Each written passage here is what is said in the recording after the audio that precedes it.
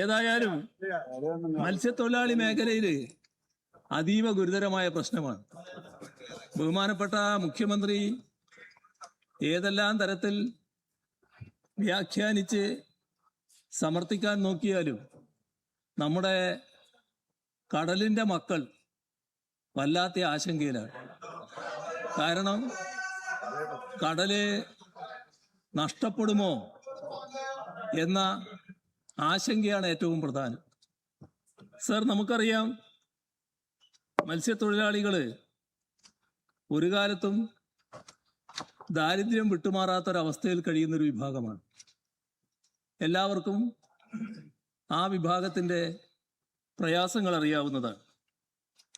Sir, ഈ മത്സ്യബന്ധനത്തിന് സൗകര്യമില്ലാത്ത പഞ്ഞമാസങ്ങളാകുമ്പോൾ, trawling നിരോധനവും കൂടി വരുമ്പോൾ നമ്മൾ സാധാരണഗതിയിൽ അവരെ സഹായിക്കാൻ തയ്യാറാകാറുണ്ട്.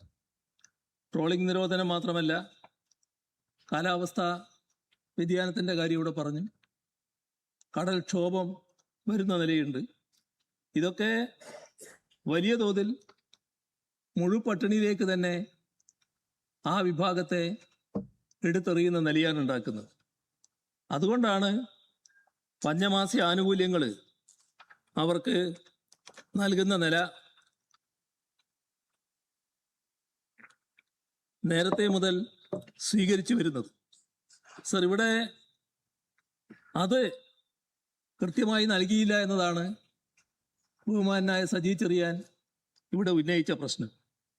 സർ, മെയ് മുതൽ ജൂലൈ വരെ സമ്പാദ്യ സമാശ്വാസ പദ്ധതിയുടെ 3 ഗഡുക്കൾ നൽകുക എന്നതാണ് സ്വീകരിക്കുന്ന നില.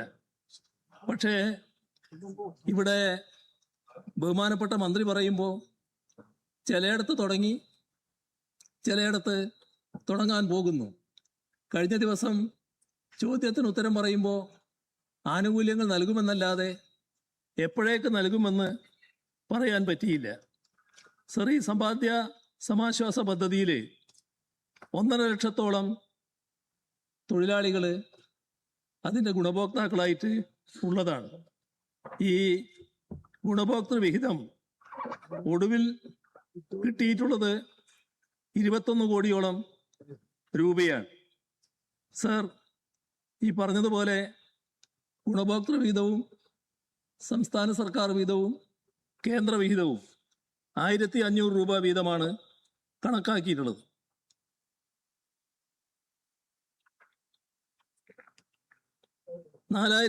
രൂപ ധനസഹായം നൽകുന്നത് 6000 രൂപയായി കഴിഞ്ഞ സർക്കാരിൻ്റെ കാലത്ത് വർദ്ധിപ്പിക്കാൻ തീരുമാനിച്ചതാണ്. ഈ തുക കൃത്യമായി വിതരണം ചെയ്തില്ല എന്നതാണ് ബഹുമാനനായ സജി ചെറിയാൻ ഇവിടെ ഉന്നയിച്ചത്.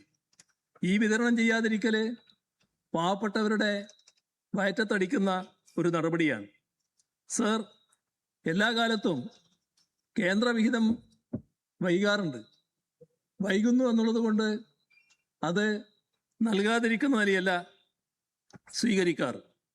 ഇപ്പോൾ സംസ്ഥാന സർക്കാർ അത് വഹിച്ചുകൊണ്ട്, കേന്ദ്രവിഹിതം കൂടി വഹിച്ചുകൊണ്ട് കൊടുക്കുന്ന നിലയാണ് സ്വീകരിച്ചിട്ടുള്ളത്. ഇവിടെ എപ്പോൾ കൊടുക്കുമെന്ന് കഴിഞ്ഞ 24-ന് ചോദ്യം വന്നപ്പോൾ ബഹുമാനപ്പെട്ട മന്ത്രിക്ക് പറയാൻ കഴിഞ്ഞില്ല എന്നതും നാം പ്രത്യേകം ശ്രദ്ധിക്കേണ്ടതാണ്. മത്സ്യത്തൊഴിലാളി, അനുബന്ധ തൊഴിലാളി, ഫീലിംഗ് തൊഴിലാളി ഇതെല്ലാം ട്രോളിംഗ് നിരോധന ഘട്ടത്തിൽ വലിയ തോതിൽ വിഷമം അനുഭവിക്കുന്നവരാണ്. അതിൻ്റെ എല്ലാം ആശ്വാസം അവർക്കെല്ലാം ലഭിക്കേണ്ടതായിട്ടുണ്ട്. അതിൻ്റെ ഭാഗമായിട്ടാണ് സൗജന്യ റേഷൻ അടക്കമുള്ള നടപടികൾ സ്വീകരിച്ചിരുന്നത്. ട്രോളിംഗ് നമ്മുടെ നാട്ടിൽ നടപ്പാക്കുമ്പോൾ, ട്രോളിംഗ് നിരോധന ഘട്ടം, ആ ഘട്ടത്തിൽ തൊഴിലാളിയുടെ വായ്പകൾക്ക് മൊറട്ടോറിയം സാധാരണ പ്രഖ്യാപിക്കാറുണ്ട്. ഇപ്പോൾ അതുമായി ബന്ധപ്പെട്ട നടപടിയും സ്വീകരിച്ചതായി കാണുന്നില്ല. സർ, ഇവിടെ എല്ലാ തരത്തിലും മത്സ്യത്തൊഴിലാളിക്ക് അവഗണന വരുന്നുവെന്നാണ് നാം കാണേണ്ടത്. കഴിഞ്ഞ ബജറ്റിലുള്ള കുറവിൻ്റെ കാര്യം, കഴിഞ്ഞ ബജറ്റിൽ നിന്ന് കുറവ് വന്ന കാര്യം ഇവിടെ ഉന്നയിച്ചു. അതിന് ബഹുമാനപ്പെട്ട മുഖ്യമന്ത്രി മറുപടിയും പറഞ്ഞു. സർ, ആളുകളിൽ വലിയ തോതിൽ ആശങ്ക നിലനിൽക്കുകയാണ്. ഈ പുനർഗേഹം പദ്ധതി എന്തായിരിക്കും അതിൻ്റെ ഭാവി എന്നതിൽ വലിയ ആശങ്കയാണ്. പുനർഗേഹം പദ്ധതിയുടെ ഭാഗമായിട്ട് 2652 വീടുകൾ പൂർത്തിയായതാണ്. 738 ഫ്ലാറ്റുകളും പൂർത്തിയായതാണ്. ആ പൂർത്തിയായത് തന്നെ. പക്ഷേ നിർമ്മാണം നടന്നുകൊണ്ടിരിക്കുന്നുണ്ട്. 1271 വീടും 788 ഫ്ലാറ്റുകളും നിർമ്മാണത്തിലാണ്. ആ നിർമ്മാണം പുരോഗമിക്കുകയാണ്. ആ വിവിധ ഘട്ടത്തിൽ കിടക്കുന്ന ആ നിർമ്മാണത്തിലിരിക്കുന്ന ഈ ഫ്ലാറ്റിൻ്റെയും വീടുകളുടെയും ഭാവി എന്തായിരിക്കും? അതിനെക്കുറിച്ച് വ്യക്തത ഇപ്പോൾ വന്നിട്ടില്ല എന്നത് നാം കാണണം. പുതിയ ഭവന പദ്ധതി എന്ന് പറഞ്ഞിട്ടുണ്ട്. പക്ഷേ ഈ പണി പൂർത്തീകരിക്കേണ്ട ആ വീടുകൾ, ഫ്ലാറ്റുകൾ പൂർത്തീകരിക്കേണ്ടതല്ലേ? അതിൽ പ്രത്യേക ശ്രദ്ധ ഉണ്ടാകേണ്ടതായിട്ടുണ്ട്. അതേപോലെ തന്നെ മത്സ്യത്തൊഴിലാളിയുടെ ഗ്രൂപ്പ് ഇൻഷുറൻസ്, മറൈൻ ആംബുലൻസ്, കടൽ സുരക്ഷ, ഇതെല്ലാം നേരത്തെ പ്രഖ്യാപിക്കപ്പെട്ട പരിപാടികളാണ്. ഇപ്പോൾ അതുമായി ബന്ധപ്പെട്ട നടപടികൾ കാണാനില്ല. അപ്പോൾ എല്ലാ തരത്തിലും മത്സ്യത്തൊഴിലാളികൾക്ക് വലിയ തോതിൽ അവഗണന വരുന്നുവെന്ന ആശങ്കയാണ് തൊഴിലാളി വിഭാഗത്തിനുള്ളത്. കടല് മത്സ്യത്തൊഴിലാളികൾക്ക് നഷ്ടപ്പെടുമോ? കുത്തകകളുടെ കയ്യിലേക്ക് പോകുമോ? അതോടൊപ്പം തന്നെ നാം ഇപ്പോൾ പ്രഖ്യാപിച്ച കപ്പൽ പാതയുടെ കാര്യമുണ്ട്. അതുമായി ബന്ധപ്പെട്ട സംഘടനകളുമായി ചർച്ച ചെയ്യുന്നത് നല്ലതായിരിക്കുമെന്നാണ് ഈ ഘട്ടത്തിൽ എനിക്ക് ഉന്നയിക്കാനുള്ളത്.